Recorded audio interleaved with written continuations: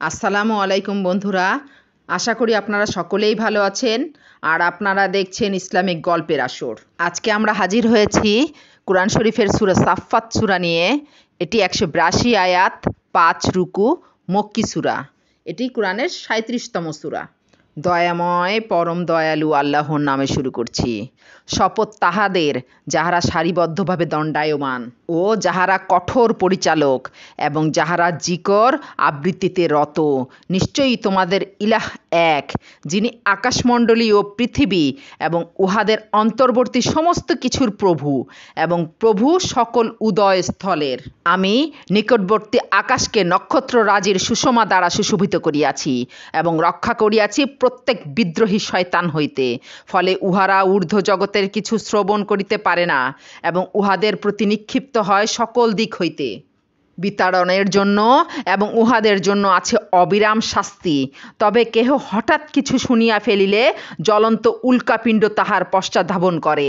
উহাদিগকে জিজ্ঞাসা করো, উহারা সৃষ্টিতে দৃঢ়তর না আমি অন্য যাহা কিছু সৃষ্টি করিয়াছি তাহা?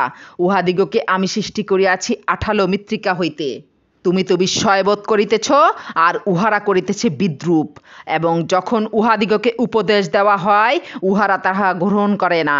উহারা কোনো নিদর্শন দেখিলে উপহাস করে এবং বলে, ইহা তো এক সুস্পষ্ট জাদু ব্যতীত আর কিছুই নহে। আমরা যখন মরিয়া যাইব এবং মৃত্তিকা ও অস্থিতে পরিণত হইব, তখনও কি আমাদিগকে উত্থিত করা হইবে? এবং আমাদের পূর্বপুরুষদিগকেও বলো, হ্যাঁ, এবং তোমরা হইবে লাঞ্ছিত।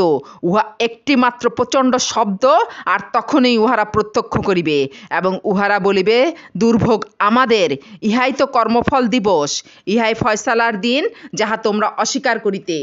ফিরিস্তাদিগকে বলা হইবে, একত্র করো জালিম ও উহাদের সহচরগণকে এবং উহাদিগকে যাহাদের ইবাদত করিত তাহারা আল্লাহর পরিবর্তে, এবং উহাদিগকে পরিচালিত করো জাহান্নামের পথে। অতঃপর উহাদিগকে থামাও, কারণ উহাদিগকে প্রশ্ন করা হইবে, তোমাদের কি হইল যে তোমরা একে অপরের সাহায্য করিতেছ না? বস্তুত সেই দিন উহারা আত্মসমর্পণ করিবে এবং উহারা একে অপরের সামনাসামনি হইয়া জিজ্ঞাসাবাদ করিবে। উহারা বলিবে, তোমরা তো তোমাদের শক্তি লইয়া আমাদের নিকট আসিতে। তাহারা বলিবে, তোমরা তো বিশ্বাসী ছিলে না এবং তোমাদের ওপর আমাদের কোনো কর্তৃত্ব ছিল না। বস্তুত তোমরাই ছিলে সীমালঙ্ঘনকারী সম্প্রদায়। আমাদের বিরুদ্ধে আমাদের প্রতিপালকের কথা সত্য হইয়াছে, আমাদিগকে অবশ্যই শাস্তি আস্বাদন করিতে হইবে। আমরা তোমাদিগকে বিভ্রান্ত করিয়াছিলাম, কারণ আমরা নিজেরাও ছিলাম বিভ্রান্ত। উহারা সকলেই সেই দিন শাস্তির শরিক হইবে। অপরাধীদের প্রতি আমি এইরূপই করিয়া থাকি। উহাদিগকে আল্লাহ ব্যতীত কোনো ইলাহ নাই বলা হইলে উহারা অহংকার করিত এবং বলিত, আমরা কি এক উম্মাদ কবির কথায় আমাদের ইলাহগণকে বর্জন করিব?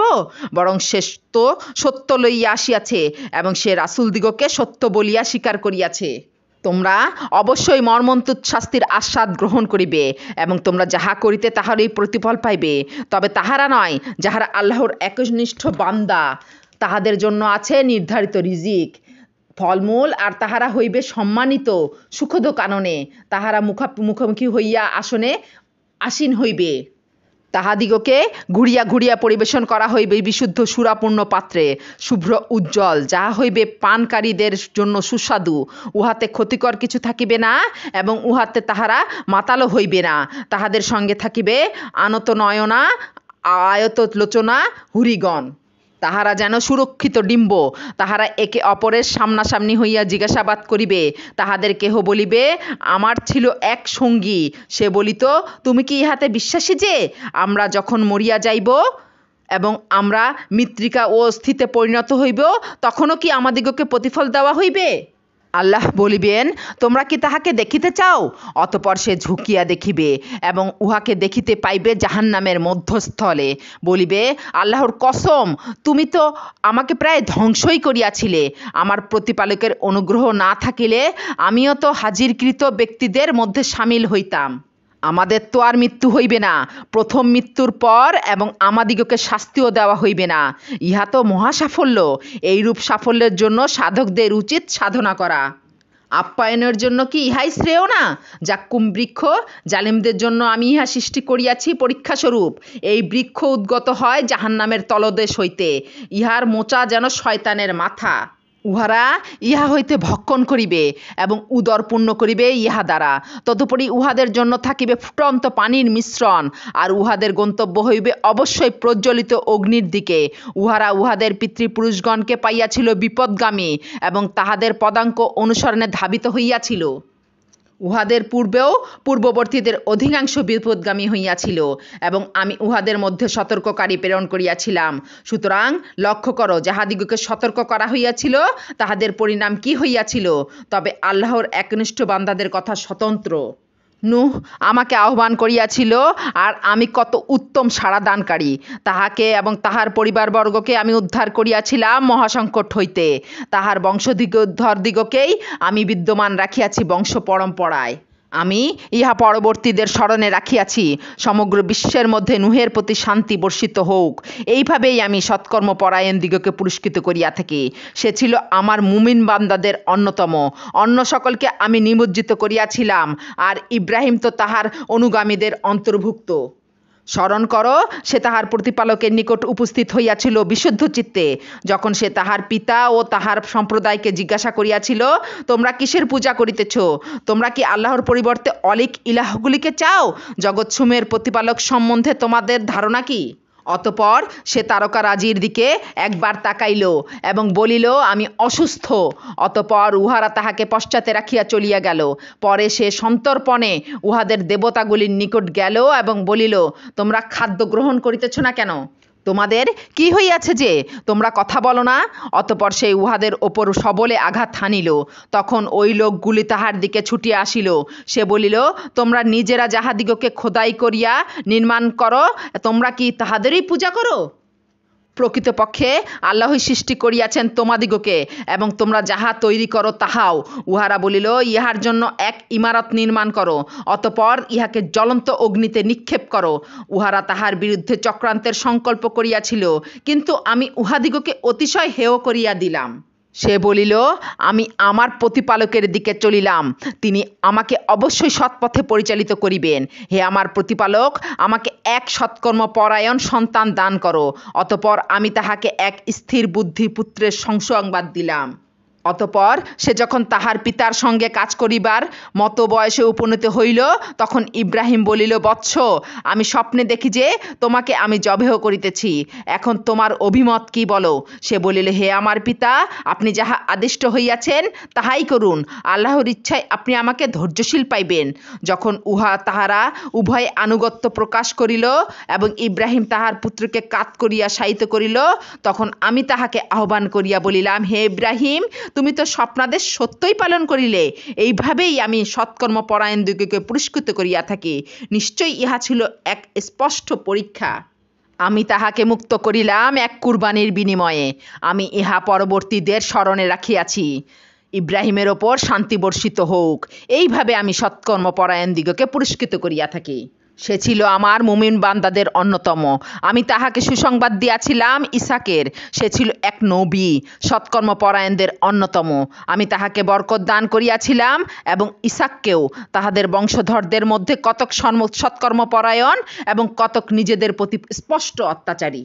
আমি অনুগ্রহ করিয়াছিলাম মূসা ও হারুনের প্রতি, এবং তাহাদিগকে এবং তাহাদের সম্প্রদায়কে আমি উদ্ধার করিয়াছিলাম মহাসংকট হইতে। আমি সাহায্য করিয়াছিলাম তাহাদিগকে, ফলে তাহারাই হইয়াছিল বিজয়ী। আমি উভয়কে দিয়াছিলাম বিশদ কিতাব, এবং তাহাদিগকে আমি পরিচালিত করিয়াছিলাম সরল পথে। আমি তাহাদের উভয়কে পরবর্তীদের স্মরণে রাখিয়াছি। মূসা ও হারুনের প্রতি শান্তি বর্ষিত হোক। এইভাবে আমি সৎকর্মপরায়ণ দিগকে পুরস্কৃত করিয়া থাকি। তাহারা উভয়ই ছিল আমার মুমিন বান্দাদের অন্তর্ভুক্ত। ইলিয়াসও ছিল রাসূলদের একজন। স্মরণ করো, সে তাহার সম্প্রদায়কে বলিয়াছিল, তোমরা কি সাবধান হইবে না? তোমরা কিবা আলোকে ডাকিবে এবং পরিত্যাগ করিবে শ্রেষ্ঠ স্রষ্টা আল্লাহকে, যিনি প্রতিপালক তোমাদের প্রাক্তন পূর্বপুরুষদের? কিন্তু উহারা তাহাকে মিথ্যাবাদী বলিয়াছিল। কাজেই উহাদিগকে অবশ্যই শাস্তির জন্য উপস্থিত করা হইবে। তবে আল্লাহর একনিষ্ঠ বান্দাদের কথা স্বতন্ত্র। আমি ইহা পরবর্তীদের স্মরণে রাখিয়াছি। ইলিয়াসিনের ওপর শান্তি বর্ষিত হোক। এইভাবে আমি সৎকর্মপরায়ণ দিগকে পুরস্কৃত করিয়া থাকি। সে ছিল আমার মুমিন বান্দাদের অন্যতম। লূতও ছিল রাসূলদের একজন। আমি তাহাকে ও তাহার পরিবারের সকলকে উদ্ধার করিয়াছিলাম, এক বৃদ্ধা ব্যতীত, যে ছিল পশ্চাতে অবস্থানকারীদের অন্তর্ভুক্ত। অতঃপর অবশিষ্ট দিগকে আমি সম্পূর্ণভাবে ধ্বংস করিয়াছিলাম। তোমরা তো উহাদের ধ্বংসাবশেষগুলি অতিক্রম করিয়া থাকো সকালে ও সন্ধ্যায়, তবুও কি তোমরা অনুধাবন করিবে না? ইউনুসও ছিল রাসূলদের একজন। স্মরণ করো, যখন সে পলায়ন করিয়া বোঝাই নৌযানে পৌঁছিল। অতঃপর সে লটারিতে যোগদান করিল এবং পরাভূত হইল। পরে এক বৃহদাকার মৎস্য তাহাকে গিলিয়া ফেলিল। তখন সে নিজেকে ধিক্কার দিতে লাগিল। সে যদি আল্লাহর পবিত্রতা ও মহিমা ঘোষণা না করিত, তাহা হইলে তাহাকে উত্থান দিবস পর্যন্ত থাকিতে হইত উহার উদরে। অতঃপর ইউনুসকে আমি নিক্ষেপ করিলাম এক তৃণহীন প্রান্তরে, এবং সে ছিল রুগ্ন। পরে আমি তাহার ওপর এক লাউ গাছ উদ্গত করিলাম। তাহাকে আমি 1,00,000 বা ততোধিক লোকের প্রতি প্রেরণ করিয়াছিলাম, এবং তাহারা ঈমান আনিয়াছিল। ফলে আমি তাহাদিগকে কিছু কালের জন্য জীবনোপভোগ করিতে দিলাম। এখন উহাদিগকে জিজ্ঞাসা করো, তোমার প্রতিপালকের জন্যই কি রহিয়াছে কন্যা সন্তান এবং উহাদের জন্য পুত্র সন্তান? অথবা আমি কি ফিরিস্তাদিগকে নারী রূপে সৃষ্টি করিয়াছিলাম, আর উহারা প্রত্যক্ষ করিতেছিল? দেখো, উহারা তো মন গড়া কথা বলে যে আল্লাহ সন্তান জন্ম দিয়াছেন। উহারা নিশ্চয় মিথ্যাবাদী। তিনি কি পুত্র সন্তানের পরিবর্তে কন্যা সন্তান পছন্দ করিতেন? তোমাদের কি হইয়াছে? তোমরা কিরূপ বিচার করো? তবে কি তোমরা উপদেশ গ্রহণ করিবে না? তোমাদের কি সুস্পষ্ট দলিল প্রমাণ আছে? তোমরা সত্যবাদী হইলে তোমাদের কিতাব উপস্থিত করো। উহারা আল্লাহ ও জিন জাতির মধ্যে আত্মীয়তার সম্পর্ক স্থির করিয়াছে, অথচ জিনেরা জানে তাহাদিগকে উপস্থিত করা হইবে শাস্তির জন্য। উহারা যাহা বলে তাহা হইতে আল্লাহ পবিত্র, মহান। আল্লাহর একনিষ্ঠ বান্দাগণ ব্যতীত তোমরা এবং তোমরা যাহাদের ইবাদত করো উহারা, তোমরা কাহাকেও আল্লাহ সম্বন্ধে বিভ্রান্ত করিতে পারিবে না, কেবল প্রজ্বলিত অগ্নিতে প্রবেশকারীকে ব্যতীত। আমাদের প্রত্যেকেরই জন্য নির্ধারিত স্থান রহিয়াছে। আমরা তো সারিবদ্ধভাবে দণ্ডায়মান, এবং আমরা অবশ্যই তাহার পবিত্রতা ও মহিমা ঘোষণাকারী। উহারাই তো বলিয়া আসিয়াছে, পূর্ববর্তীদের কিতাবের মতো যদি আমাদের কোনো কিতাব থাকিত, আমরা অবশ্যই আল্লাহর একনিষ্ঠ বান্দা হইতাম। কিন্তু উহারা কুরআন প্রত্যাখ্যান করিল, এবং শীঘ্রই উহারা জানিতে পারিবে। আমার প্রেরিত বান্দাদের সম্পর্কে আমার এই বাক্য পূর্বেই স্থির হইয়াছে যে অবশ্যই তাহারা সাহায্যপ্রাপ্ত হইবে, এবং আমার বাহিনী হইবে বিজয়ী।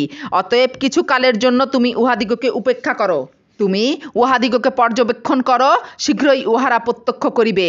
উহারা কি তবে আমার শাস্তি ত্বরান্বিত করিতে চাহে? তাহাদের আঙিনায় যখন শাস্তি নামিয়া আসিবে, তখন সতর্ককৃতদের প্রভাত হইবে কত মন্দ। অতএব কিছু কালের জন্য তুমি উহাদিগকে উপেক্ষা করো।